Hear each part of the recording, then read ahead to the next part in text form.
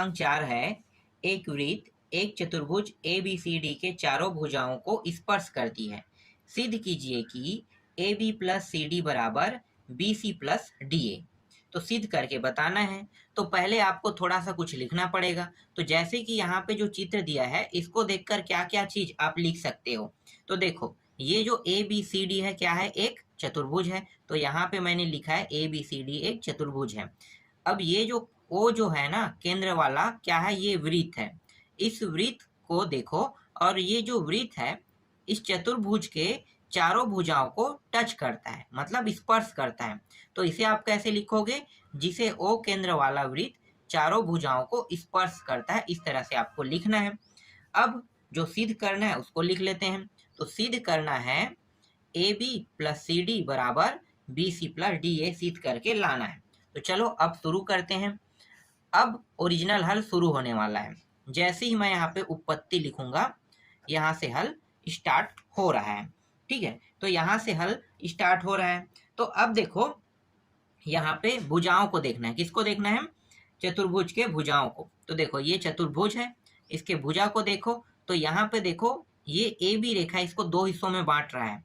तो एक हिस्सा क्या हो रहा है, AP हो रहा है ना, AP, और एक हिस्सा BP। तो मैं क्या करूंगा, इस ये वाला जो A सिरा है ना, इस A सिरा को देखूंगा। तो A सिरा से AP और AS बन रहा है, और दोनों क्या है, बराबर है। तो लिखो यहाँ पे AP जितना है उतना ही AS भी है। ये AS, इसको मैं क्या मान लेता हूँ, इसको मैं मान लेता हूँ X मान लेता हूँ। माना मैंने X है, ठीक है, इसको मैंने X मान लिया। इसी तरह से देखो, BP जितना है उतना ही BQ भी रहेगा। तो लिखो BP बराबर BQ, इसको मैं Y मान लेता हूं। फिर QC CR, तो यहाँ पे लिखो QC बराबर CR, इसको मैं Z मान लेता हूं।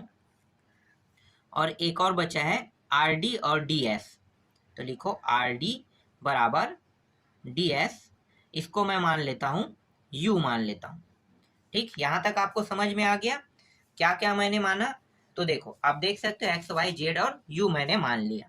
ठीक है, अब क्या करेंगे, अब यहाँ पे देखो, ये जो लेफ्ट हैंड साइड है और राइट हैंड साइड, ये दोनों सिद्ध होना चाहिए, होना चाहिए।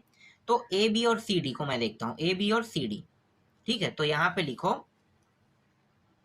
अब AB प्लस CD बराबर, AB प्लस CD क्या है, देखो AB और ये CD। तो AB रेखा को ये जो P बिंदु है ना, दो हिस्सों में काटता है, मतलब दो हिस्सों में ये बांट देता है, AP और BP लिखो। तो यहाँ पे AP प्लस BP दो हिस्सों में बांट दिया। अब CD को देखते हैं।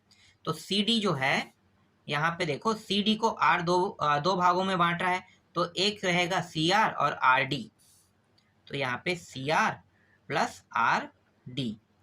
अब AP का मान देखो, तो यहाँ पे देख लेते हैं AP बराबर AS, ये दोनों का मान तो सेम है, तो मुझे तो AP का देखना है ना, तो S, तो इसके स्थान पे आपको X लिखना है। और इसी तरह से BP देखो, तो ये BP का मान कितना रखेंगे, Y। CR देखो कहाँ पे, अभी ये CR का मान Z रखेंगे। और RD देखो, ये रहा RD का मान U रखेंगे। इस तरह से इसे मैं समीकरण 1 नाम दे देता हूँ। ठीक है, अब क्या करने वाले हैं, अब अभी मैंने इसको हल किया, अब मैं पीछे वाले को हल करने वाला हूँ। तो पीछे वाले को हल करो। तो यहाँ पे लिखो पुनः BC प्लस DA बराबर, अब देखो BC और DA को देखना है, BC QB और QC होगा इसका। तो यहाँ पे लिखो QC plus QB plus DA को देखो, तो DA में AS और SD, तो यहाँ पे लिखो AS प्लस SD, इस तरह से। अब इसके भी मानों को रखो। तो यहाँ पे देखो QC है, QC कहाँ पे भाई, यहाँ पे देखो QC है, Z है, तो इसके जगह पे आपको Z रखना है। प्लस QB को देखो, तो QB कहाँ है, ये रहा, देखो QB, BQ या QB, इसे ऐसे भी बोल सकते हैं। तो इसका जो मान है ये कितना है, Y है। फिर AS को देखो, तो AS कहाँ पे है, ये रहा, AS का मान X है। फिर प्लस SD का मान देखो, तो ये रहा SD का मान u है, इसे मैं दूसरा समीकरण नाम देता हूं। अब क्या करेंगे, समीकरण 1 और समीकरण 2 की तुलना करेंगे। तो लिखो समीकरण 1 और 2 की तुलना करने पर, तुलना जब करेंगे तो ये देखो ये सेम है और ये भी सेम है, ठीक है। इसे क्रम से जमाओगे तो इसी तरह से दिखाई देगा, बिल्कुल, क्योंकि जो मान इसमें है वही मान इसमें भी है, और सभी के सभी प्लस में है, ये भी प्लस में है, मतलब सेम टू सेम मान है। तो जो सेम टू सेम रहता है वो तुलना करने में क्या हो जाता है, कट जाता है। तो ये दोनों कट गया, बचा क्या, ये दोनों बस बचा है।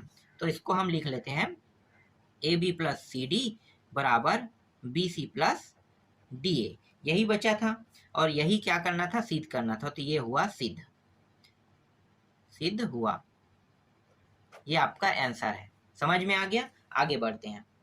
पांचवा प्रश्न में सिद्ध कीजिए कि किसी बाह्य बिंदु से किसी वृत्त पर खींची गई स्पर्श रेखाओं के बीच का कोण स्पर्श बिंदुओं को मिलाने वाली रेखाखंड द्वारा केंद्र पर अंतरित कोण का संपूरक होता है। तो यहाँ पे आप देख सकते हो जैसा जैसा प्रश्न में चित्र बनाने के लिए कहा था ना, वैसे ही हमने चित्र बना दिया है। अब मैं आपको ये समझाने वाला हूँ, जो चीज यहाँ पे निकालने के लिए कहा है उसको मैं आपको समझा के बताता हूँ, ठीक है। तो देखो यहाँ पे ये जो बिंदु पॉइंट है ये पी एक्स है, ठीक है, और ये क्या है, पी वाई है। पी एक्स और पी वाई जो है वो अगर इसे देखा जाए पी एक्स और पी वाई, तो दोनों जब यहाँ पे मिलता है ना, पी एक्स और पी वाई, तो यहाँ पे एक कोण का निर्माण होता है। इस कोण का नाम हमने क्या दिया है, थीटा दिया है, ठीक है। तो इसको लिखो यहाँ पे। तो दिया है, एक सेकंड, यहाँ पे दिया है पी एक्स तथा पी वाई स्पर्श रेखाओं के बीच का कोण कितना है, थीटा है। थीटा मैंने नाम दिया है, ठीक है। और एक और कोण है, देखो यहाँ पे फाई, इसका नाम मैंने फाई दिया है, तो इसको भी आपको लिखना होगा। तथा स्पर्श बिंदुओं को मिलाने वाली रेखाखंड द्वारा केंद्र पर अंतरित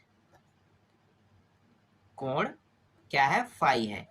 देख सकते हो, देखो ये स्पर्श रेखाखंड है ना।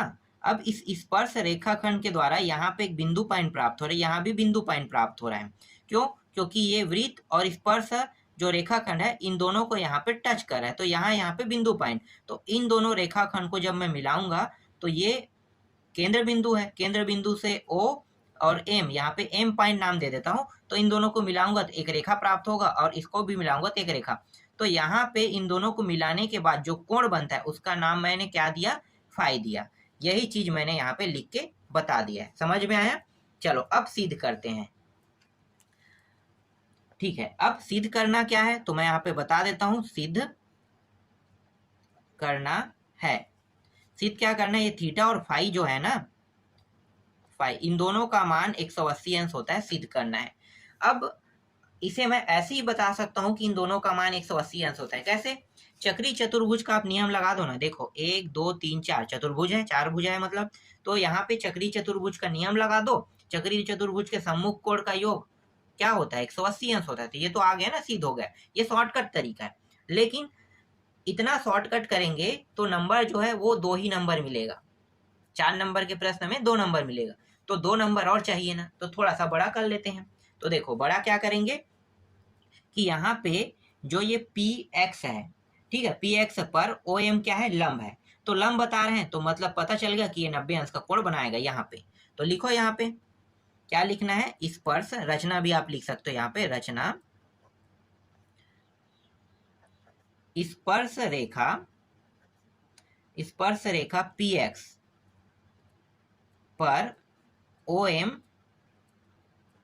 लंब है, ठीक है। ओ एम क्या है, लंब है। तो यहाँ पे जो कोण बनेगा ओ एम लंब है, तो PMO के द्वारा जो कोण बनेगा वो कितने अंश का रहेगा? 90 अंश का, क्योंकि लंब से जो भी कोण बनता है वो 90 अंश का होता ही होता है, 90 अंश का होगा ही होगा। तो यहाँ पे लिखो कोण PMO बराबर 90 अंश। ठीक है, यहाँ पे एक आपको पता चल गया 90 अंश, तो यहाँ पे आप लिख लो कि इसका मान 90 अंश होता है। अब यहाँ पे 90 अंश हो रहा है तो ये भी तो लंब है ना भाई, PY पर ON लंब है, तो यहाँ भी क्या होगा, यहाँ पे बनने वाला कोण भी 90 अंश का होगा, तो इसको भी लिखो। तो यहाँ पे फिर लिखेंगे पुनः स्पर्श रेखा, इस बार स्पर्श रेखा PY रहेगा, PY पर, और ON रहेगा ना, ON लंब है, तो यहाँ पे जो कोण रहेगा PNO रहेगा बराबर 90 अंश का, ये भी होगा। इसे आप समीकरण 1 नाम दे दो और इसे आप समीकरण 2 नाम दे दो। दोनों को क्या करेंगे, जोड़ देंगे। तो लिखो समीकरण 1 और 2 को जोड़ने पर तो जोड़ेंगे तो ये लेफ्ट के साथ जुड़ेगा, राइट के साथ। तो कोण PMO प्लस कोण PNO बराबर 9 दूनी 18, मैं डायरेक्ट लिख लेता हूँ 180 अंश। ठीक है, इस तरह से 180 अंश आ गया, इसको तीसरा समीकरण नाम दे देते हैं।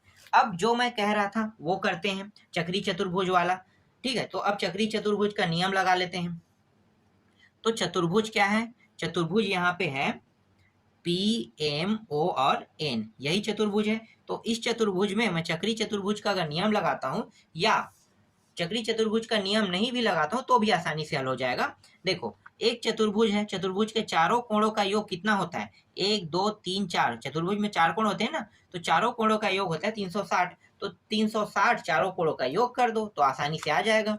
तो देखो कौन कौन सा कोण है, यहाँ पे मैं लिख लेता हूँ।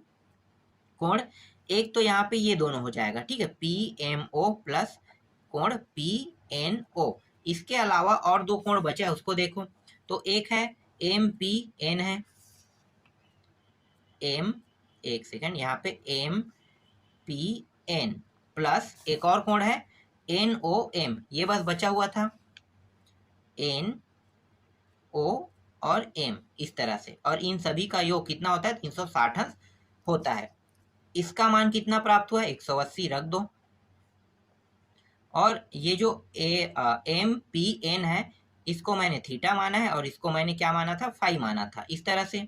और ये 360 अंश, इसको उस पार ले जाओ तो phi plus theta plus phi बस बचेगा, 360 अंश माइनस 180 अंश घटाएंगे तो थीटा प्लस फाई बस यहाँ पे बच रहा है और इसका मान आ गया 180 अंश। और यही हमें क्या करना था, सिद्ध करना था।